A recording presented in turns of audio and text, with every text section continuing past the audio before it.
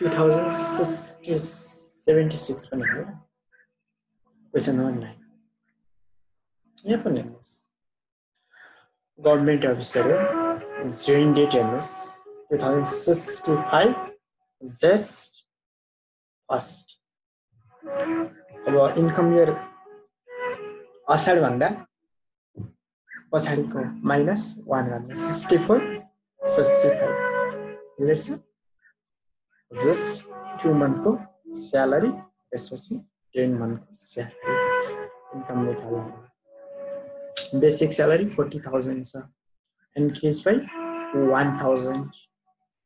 कहाँदेखि कहाँसम्म 40,000 to 45,000 त्यसपछि 2000 ले बढाउँछ 55,000 छ नि त्यसपछि 1 रुपैयाँ बढाउँदैन जतिसम्म काम गर्छ हामीलाई क्वेशनले दिएको छैन त्यतिसम्म आफै गर्नुपर्छ ठीक छ अब अगाडि जाउँ अरु के दिएको छ केही छैन question marks dearness allowance 2000 into 12 per month दिएको छ क्लियर छ त्यसपछि अर्को के छ भनेपछि स्टुडेन्ट एजुकेसन एक्सपेन्सेस मात्र भन्यो भने के गर्दैन तर यहाँ पेड बाइ अफिस भन्छ अफिसले पैसा दिन्छ भने एसेबल इन्कममा राख्छ मेटिङ अलाउन्स प्लस राख्दैन local allowance per month into 12 clear छ त्यसपछि क्लथ अलाउन्स 1 year कै दिएको हो यो 25 को 25,000 नै हुन्छ अनि medical expenses paid by office अब दुईटै ठाउँमा हुन्छ यो मेडिकल अलाउन्स मात्र भन्दा एसेबल इन्कममा राख्नु होला मेडिकल एक्सपेन्सेस हो दुईटै ठाउँमा हुन्छ कहाँका दुईटै ठाउँ एसेबल इन्कममा जोड्ने तल गएर ट्याक्स लायबिलिटीबाट घटाउ त्यसपछि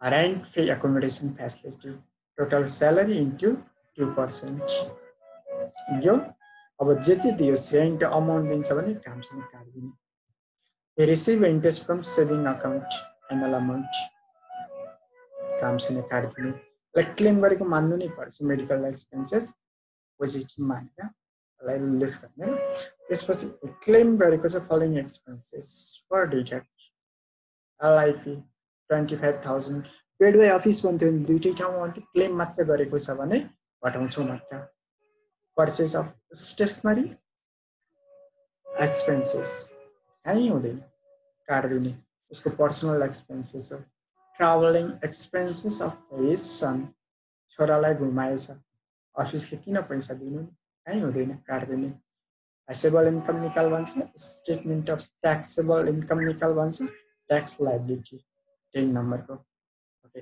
अब सोल्युसन पहिले स्यालेरी निकाल्नु त्यसपछि एसेबल इन्कम निकाल्नु स्यालेरी 64 65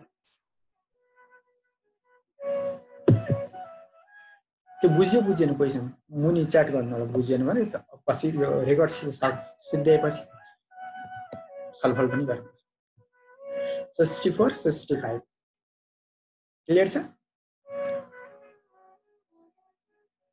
जेस्टमा स्टार्ट गरेको त्यो भन्दा अगाडि जबै गरेछ भने पुलिस स्यालेरी दिन्छ 0 अमाउन्ट इन्टु 10 घरमा बसेको छ 10 महिना बाँकी रहेको 2 महिना काम गरेको छ बेसिक स्यालेरी 40,000 छ बुझिसक्यो होला अब त्यो स्यालेरी निकाल्न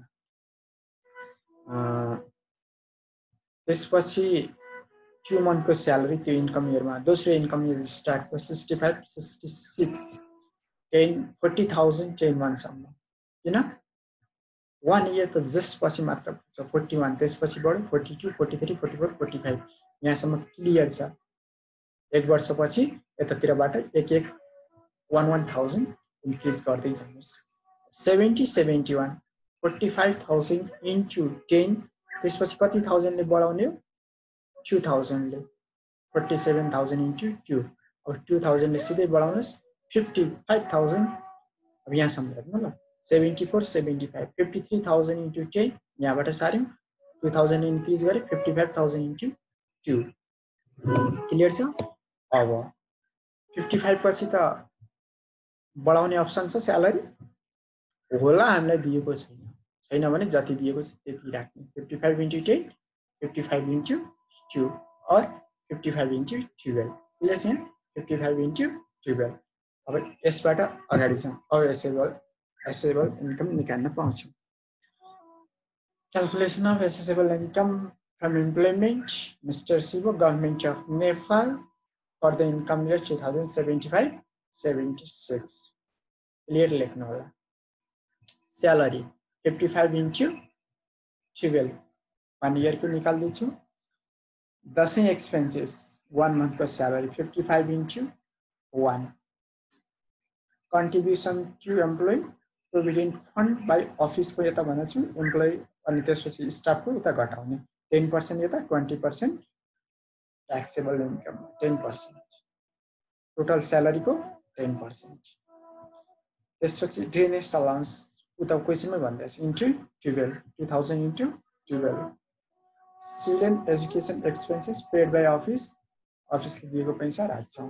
local allowance 1500 into 12 cloth allowance 25,000 medical expenses 15,000 accommodation facility total salary को 2% आयो। assessable income from employment business र इन्भेस्टमेन्ट को छ भने यता राख्ने छैन भने अगाडि बढ्ने।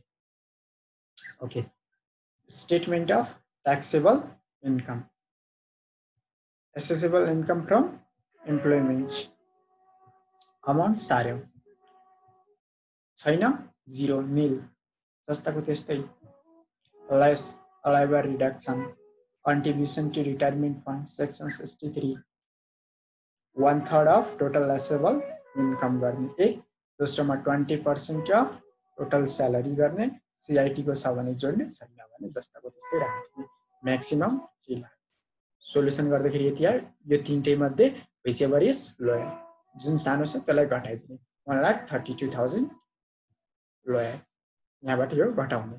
त्यसपछि लाइफ इन्स्योरेन्स प्रिमियम 25,000 म्याक्सिमम पनि त्यसको लिमिट 25,000 छ। दुईटै मध्ये 25 whichever is lowest भने जो पनि 25 घटायौं योबाट यो घटायौं टोटल ट्याक्सेबल इन्कम आयो। त्यसपछि ट्याक्स लायबिलिटी जो अमाउन्ट बा घटाएर राख्नु 7,69,200 बाट सिंगल मान्नु पर्यो। कपल भने क्लेम गरेको छैन। फर्स्ट स्टेजमा 3,50,000 1%, 1,00,000 10%, 2,00,000 20%, 90 यो सबै घटाउँदै आएको ल। कपीमा घटाएर पनि हेर्नु होला। त्यसपछि यो बाँकी रहेको अमाउन्ट ब्यालेन्स लेख्यौं 30% 29,160 सबै जोड दियौं 82,660 plus medical tax credit assume claim गरेको मान्ने section 51 15% of amount actual legal amount अनि कुनै डकुमेन्ट छैन भने फेरि जति डकुमेन्टको अमाउन्ट छ ल्याक अफ डकुमेन्ट भन्छ अहिले भनेपछि भनिहाल्यो भने जति अमाउन्ट लिगल हो त्यो अमाउन्टको 15% maximum 750 whichever is lowest 81,910 total tax payable tax liability घटाउने tax payable हो यी सब गल्ती भन्छ। ओके अब अर्को एउटा क्वेशन गरिदिएछु त भ्याउँछ होला।